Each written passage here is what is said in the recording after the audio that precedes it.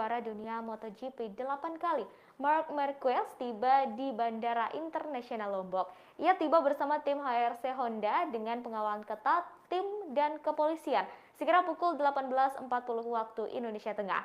Marc Marquez tampak sangat sederhana, hanya mengenakan jaket berwarna coklat dan ransel berwarna hitam. Tiba di bandara, Marquez langsung menuju ke mobil yang mengantarnya. Saat keluar dari pintu kedatangan, pebalap asal Spanyol ini tampak menggunakan pakaian santai, jauh dari kesan glamor. Kepada awak media, Marquez mengaku sangat senang bisa tiba di Lombok, Indonesia. Ia juga sudah tidak sabar untuk menjajal sirkuit Mandalika yang baru dibangun. Dikutip dari Tribun Lombok.com Selasa 8 Februari 2022, Marquez mengatakan sudah siap untuk kembali bertempur dalam MotoGP 2022.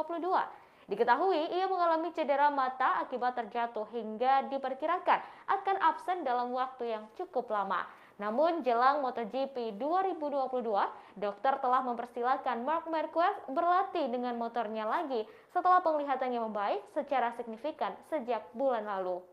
Marc Marquez didiagnosa mengalami diplopia alias penglihatan ganda. Marquez dan pebalap MotoGP lainnya dijadwalkan melakukan tes pramusim di sirkuit Mandalika 11 hingga 13 Februari 2022.